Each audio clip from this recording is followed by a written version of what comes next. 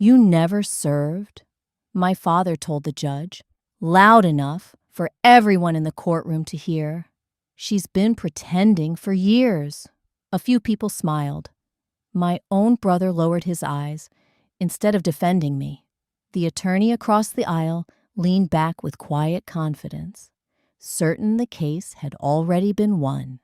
I didn't argue. I simply rested my hand on the worn leather folder beside me, the one that still carried the faded seal from a classified combat rescue office. I had spent too many years learning that truth arrived on its own schedule. The judge reached for a sealed envelope that had just been delivered by court security. He frowned at the federal markings, then carefully broke the seal. As the first page unfolded, the color drained from the retired colonel seated in the gallery. That was the moment I realized my father had no idea what he had just set in motion. My name is Rachel Morgan, and for most of my life, the hardest battle I ever fought wasn't overseas. It was at home, growing up in rural Texas. My father believed military service belonged to men.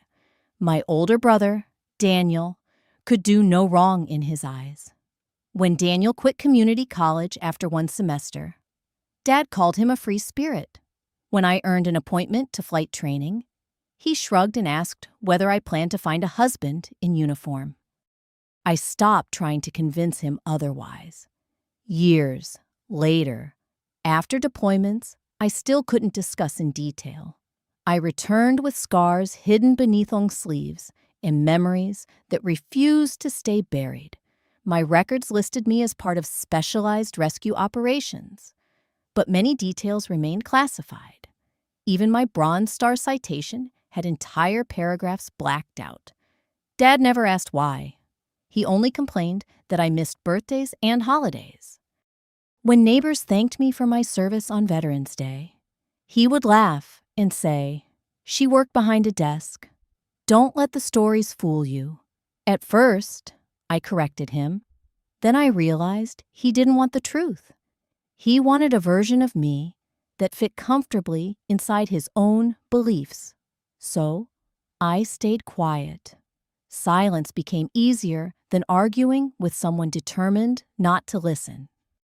The only physical reminders I kept were stored inside a weathered leather case in my closet. My dog tags, a folded rescue flag presented by my former unit, and several commendations I almost never showed anyone. At the bottom rested a sealed document marked with federal restrictions. I had been instructed not to display it publicly unless legally required. I obeyed those instructions. When my mother passed away, everything changed. Her estate became the center of a bitter legal dispute, and my father insisted that I had exaggerated my military background to gain sympathy from distant relatives. He claimed I was manipulating the family, hoping the court would see me as some decorated hero instead of the daughter who abandoned home. The accusation hurt less than his certainty. He truly believed it, or perhaps believing it had become easier than admitting he had never known his own child. As the court date approached, my attorney asked whether there was anything in my service history that could strengthen my credibility. I hesitated. Then I handed him the leather folder. He opened it carefully, read only the first page, and looked up with an expression I had never seen before. "Rachel," he whispered, almost afraid someone else might hear. "Has your father ever seen this citation?" I shook my head. "No."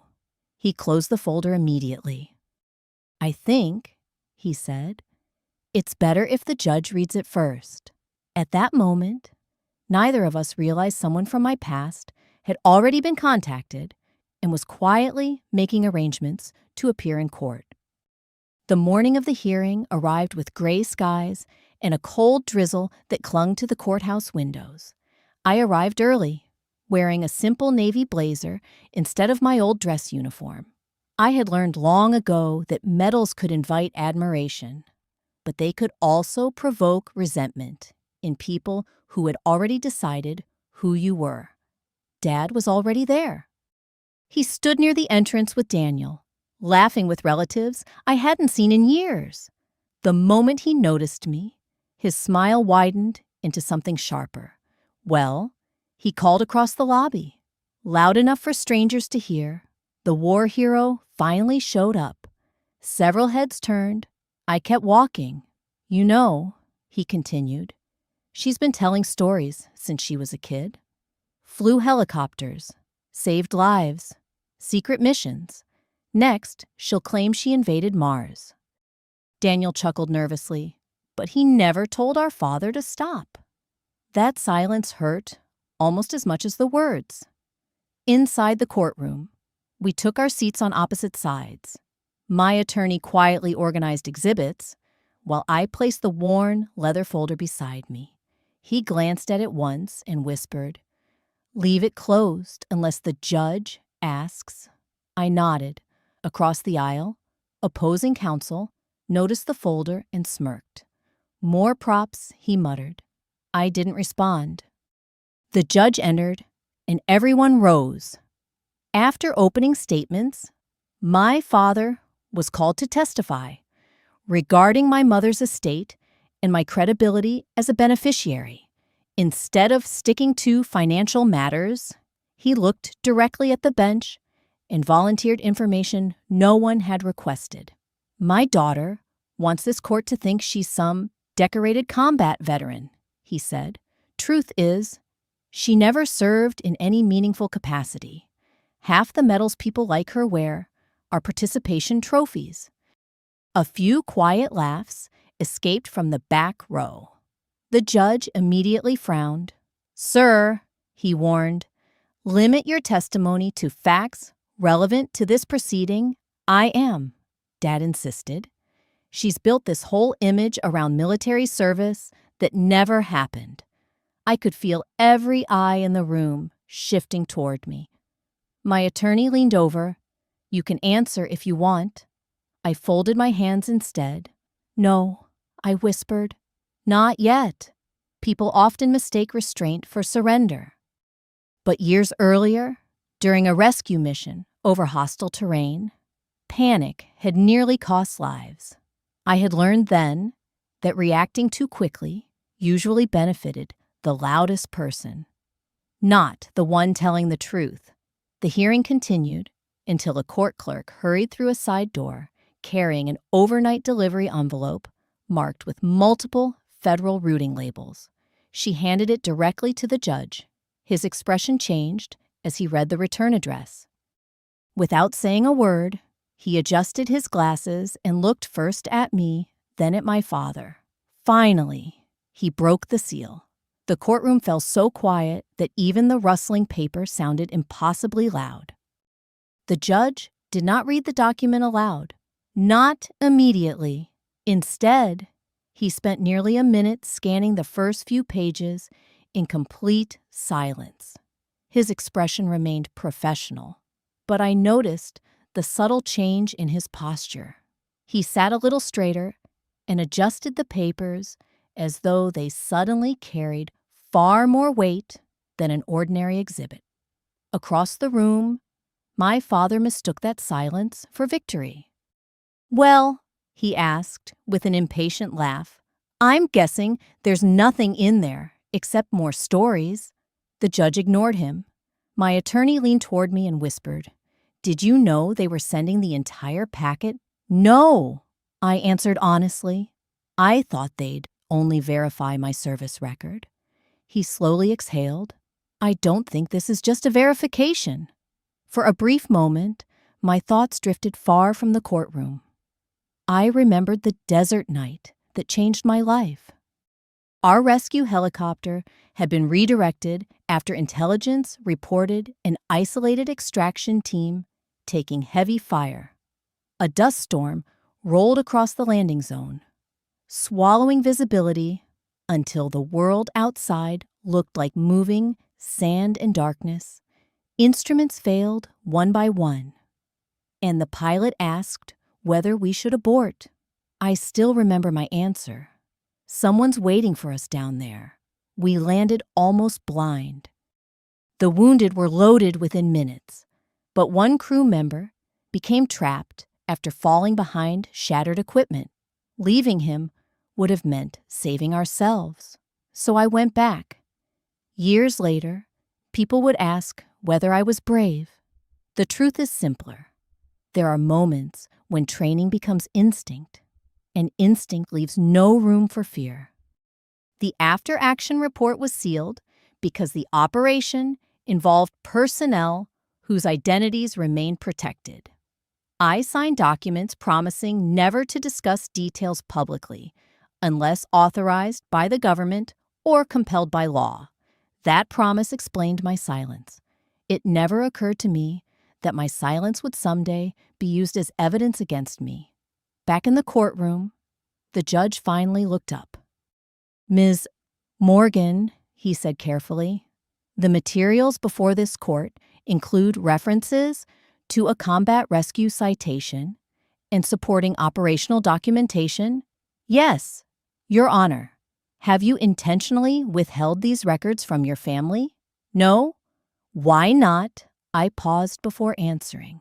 "Because some truths were never mine alone to disclose." No one spoke. Even my father seemed uncertain for the first time that morning. Then the courtroom doors opened.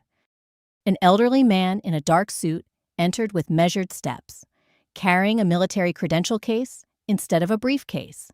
Silver hair framed a face weathered by decades of service.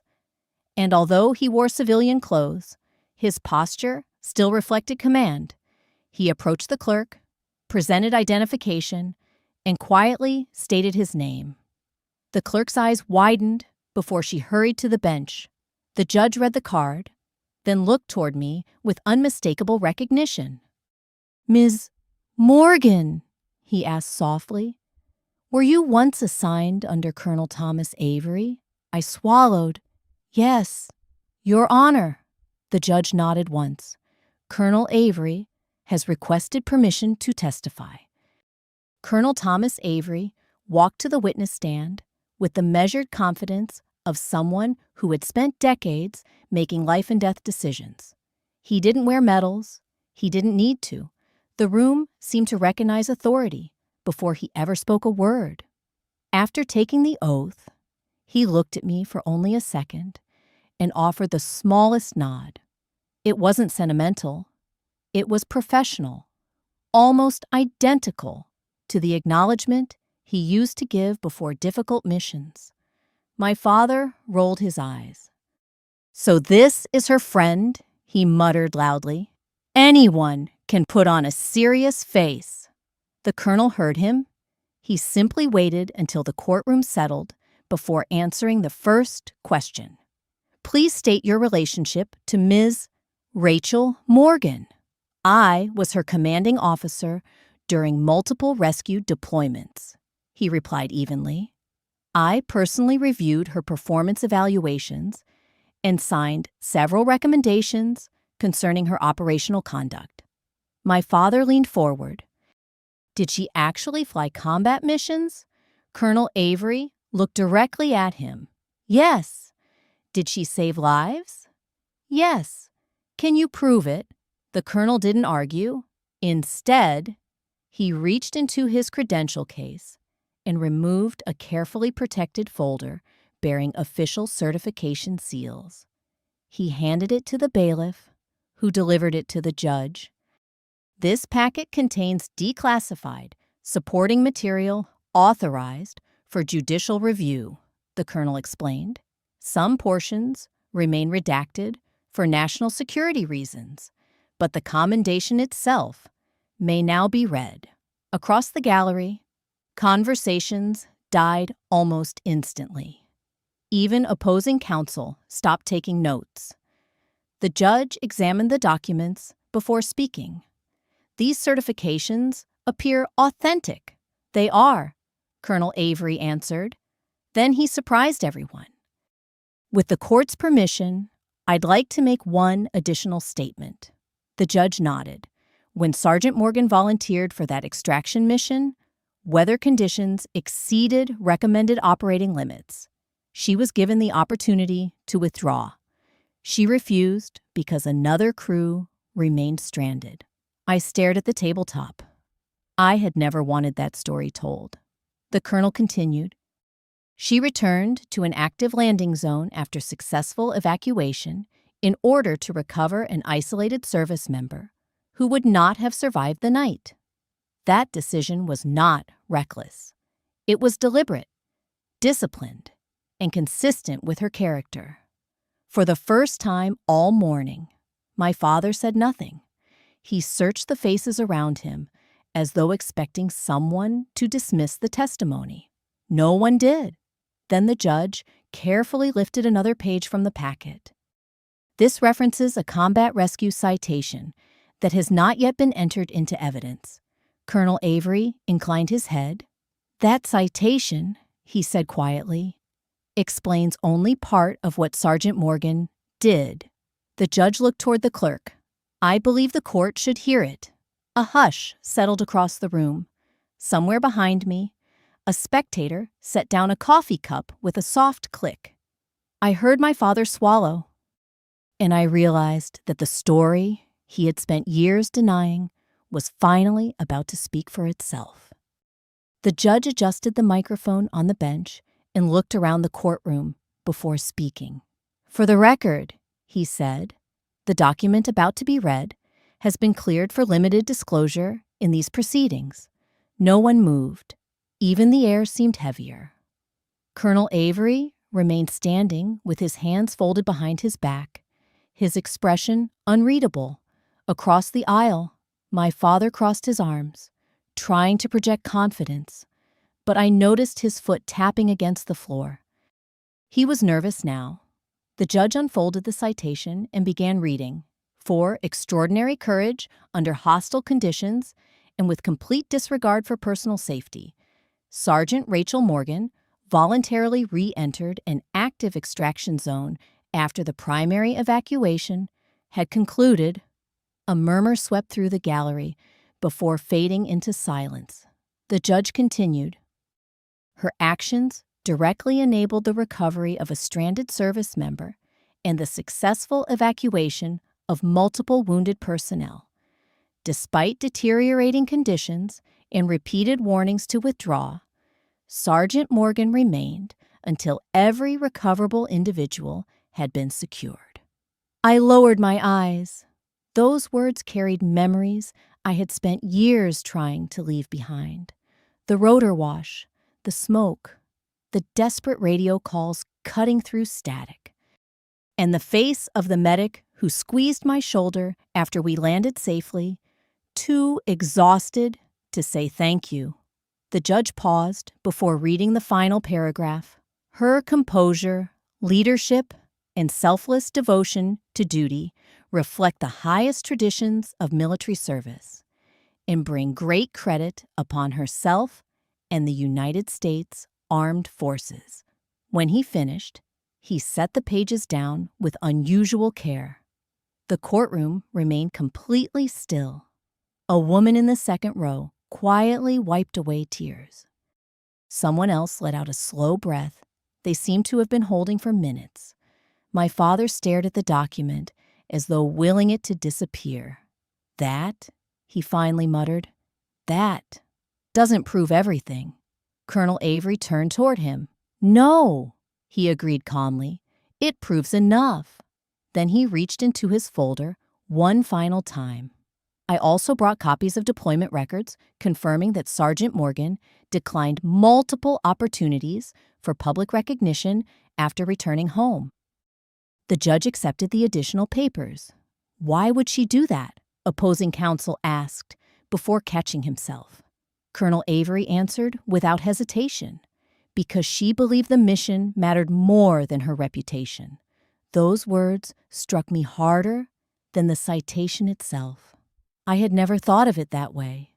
To me, staying silent had simply been keeping a promise. The judge leaned back in his chair.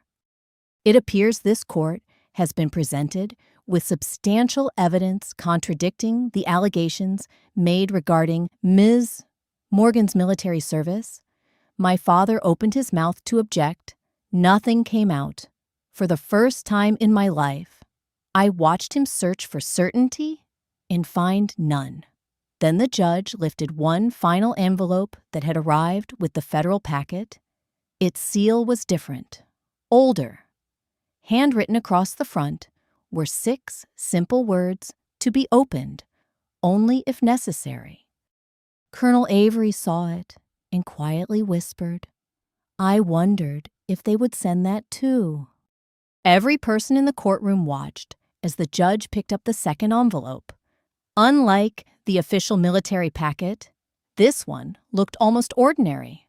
The paper had yellowed with age, and the seal bore no government emblem.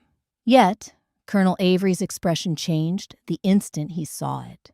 He knew exactly what it contained.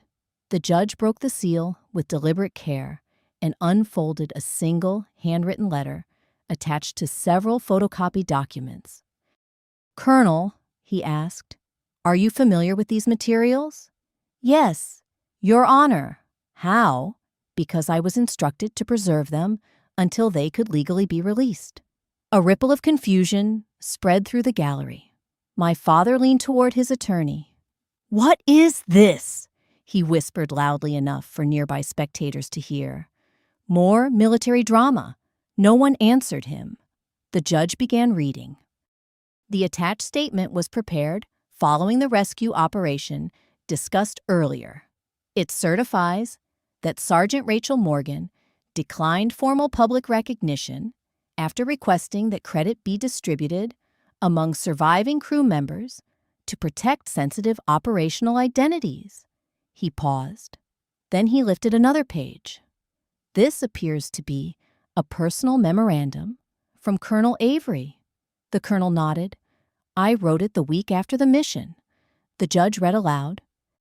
"Sergeant Morgan requested that no ceremony be held and specifically instructed our office not to contact extended family for publicity purposes.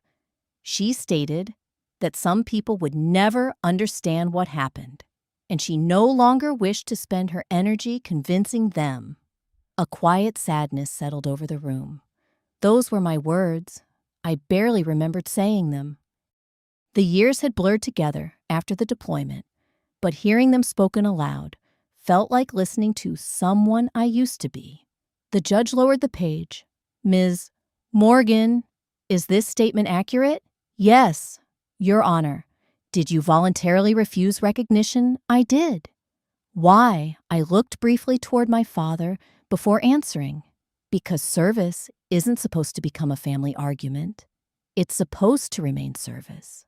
No one laughed, not even my father. For the first time that day, he avoided looking at me altogether. But the judge wasn't finished. "There is another attachment." He unfolded a certified mailing log listing multiple addresses and dates. His eyebrows rose. "These records indicate that copies of your commendation and notification letters were mailed to your family residence on 3 separate occasions." My attorney stiffened beside me. Colonel Avery quietly added, "All were delivered successfully, according to postal confirmation." The implication spread through the courtroom before anyone said it aloud. If those records had reached the house, then someone there had received them. The judge slowly turned toward my father. "Sir," he asked, his voice calm but unmistakably firm, "can you explain why you testified that your daughter had never served when these documents suggest your household was officially notified years ago?" My father's confident posture collapsed. His hands tightened around the edge of the witness stand. For several long seconds, he said absolutely nothing. My father finally cleared his throat. "I don't remember seeing any of those letters," he said. "Maybe they got lost." The explanation sounded weak even to him. The judge studied the mailing records again. "They were delivered by certified mail and signed for at your residence." Silence. Then Colonel Avery asked for permission to approach the bench one last time. From the inside pocket of his credential case, he produced a small envelope protected by clear plastic. Time had faded the paper, but the signature across the front was unmistakable. It belonged to my late mother. "I was asked to keep this," the colonel said quietly. "Mrs. Morgan mailed it to my office several months before she passed away. She requested that it only be released if Rachel's service was ever publicly questioned." The courtroom seemed to stop breathing. The judge unfolded the letter with extraordinary care and began reading. "If you are hearing this, then my daughter has once again been forced to defend a life she never owed anyone an explanation for. I watched her come home carrying burdens she refused to share because she wanted to protect us. She never asked for praise. She only wanted peace. I felt my eyes burn. I hadn't heard my mother's words in years." The judge continued. "My husband received every military letter that arrived at our home. I know because I placed them on the kitchen table myself. He put them in a drawer unopened and said he was tired of hearing about the military." Across the room, my father's shoulders sagged. No protest came. No denial. The judge lowered the page, allowing the silence to settle over everyone present. A spectator near the back removed his glasses. Someone else quietly shook their head. My brother stared at the floor, his face pale with realization. The second layer of truth had landed harder than the citation ever could. It wasn't that my father had never known. It was that he had chosen not to know. Colonel Avery spoke softly. "Rachel never hid her service. She respected its confidentiality. There's a difference." The judge nodded in agreement. Then he turned toward me. "Ms. Morgan, after everything that has been presented today, do you wish to make any statement to the court?" I stood slowly. Every eye followed me. I looked first at the judge, then briefly at my father. "I didn't come here to prove I was a hero," I said. "I came because the truth matters. When families rewrite it, I never needed applause. I only hoped one day I wouldn't have to apologize for a life spent serving people who would never know my name." No one interrupted. The laughter that had greeted me that morning was gone. In its place was a stillness so complete that the faint hum of the courthouse ventilation echoed through the room, and for the first time in years, I no longer felt invisible. When the hearing resumed after a brief recess, the atmosphere had changed completely. That morning, I had entered the courtroom as the woman everyone doubted. Now, every glance carried a different question. How could a father dismiss a daughter whose sacrifices had been documented in federal records? The judge called my father back to the stand. His voice no longer carried the certainty that had filled the room hours earlier. "Mr. Morgan," the judge began, "did you receive military correspondence addressed to your household concerning your daughter's service?" My father stared at the witness stand for several seconds. Finally, he nodded. "Yes." The admission landed harder than any objection. My brother closed his eyes. A woman seated in the gallery quietly whispered, "Oh my God." The judge continued, "And why did you tell this court she had never served?" Dad rubbed his forehead before answering. I didn't think any of it mattered." The judge's expression remained neutral. "To this court, credibility matters. Truth matters." My father looked toward me for the first time since the testimony had begun. "I was angry," he said. "Rachel left home. She stopped calling as often. She became someone I didn't understand. I listened without interrupting. Then he added the sentence that explained more than he probably intended. Every letter that came from the military made it feel like I'd lost my daughter to a world I couldn't compete with. The courtroom fell silent again. It wasn't hatred. that had driven him. It was pride.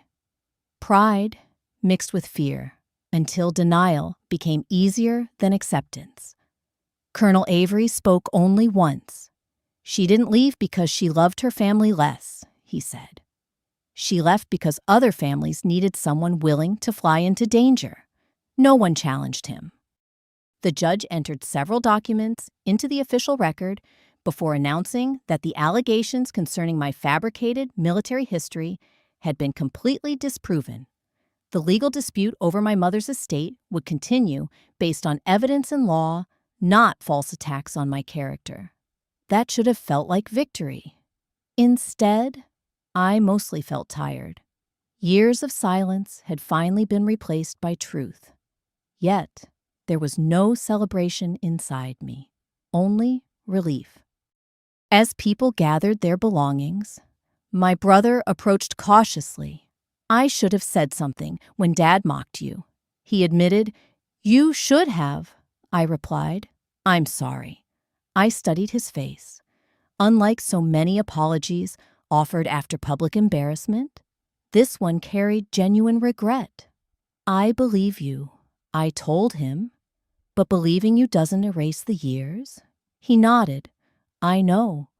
For the first time, neither of us tried to fill the silence. Sometimes healing doesn't begin with forgiveness. Sometimes it begins with finally refusing to pretend that the wound never existed. Behind us, my father remained seated alone, surrounded by papers that proved what he had spent years refusing to see. The estate case ended several weeks later. The court divided my mother's assets according to the law and the evidence, not according to rumors or wounded pride.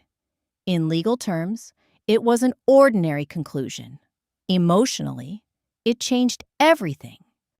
After the final hearing, I stepped outside into the afternoon sunlight carrying the same worn leather folder that had sat beside me throughout the trial. For years, I had treated it like a burden, something to hide in closets and storage boxes, because explaining it always seemed to cost more than remaining silent. This time, I carried it openly. Colonel Avery caught up with me on the courthouse steps. "You did well in there," he said. I barely said anything. He smiled. "That's exactly what I mean." Before leaving, he reached into his jacket and handed me a small challenge coin from our old unit. "I think it belongs with someone who never asked to be remembered." I closed my hand around it. "Thank you, sir." "For what?" "For believing me before I had proof." He looked almost offended. "Rachel, proof was for the courtroom. The people who served with you never needed convincing." We shook hands, and then he disappeared into the waiting crowd. A week later, my father asked to meet for coffee. I agreed. He looked older than I remembered, as though the trial had stripped away years of certainty in only a few days. "I owe you an apology," he began. "You do. I can't change what I said." "No, I was wrong." For a moment, neither of us spoke. Finally, I answered with the truth I had discovered through the entire ordeal. "I don't need you to rewrite the past. I just need you to stop denying it." He nodded slowly. "I can do that." Whether our relationship would ever fully recover, I didn't know. Some bridges can be rebuilt. Others remain standing only because both people choose to stop setting them on fire. As I drove home that evening, I unlocked the leather folder one last time. Inside rested the Combat Rescue Citation, the old dog tags, the folded flag, and Colonel Avery's challenge coin. For years, I had believed dignity came from enduring misunderstanding in silence. Now I understood something different. Dignity also means refusing to let other people erase the truth of your life. My father had stood in a courtroom and declared that I had never served. He was wrong. The judge heard the evidence. The colonel spoke the facts. My mother's letter revealed the deeper wound. But in the end, The loudest testimony came from the years I had spent keeping promises when no one was watching. And that, more than any medal or citation ever could, was the service I would carry with me for the rest of my life.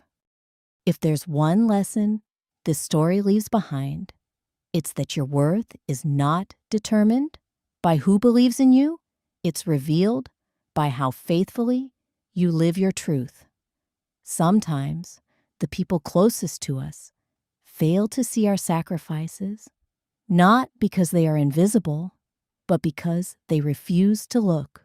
Don't let their doubt become your identity. Quiet integrity, courage, and perseverance will always outlast pride and misunderstanding.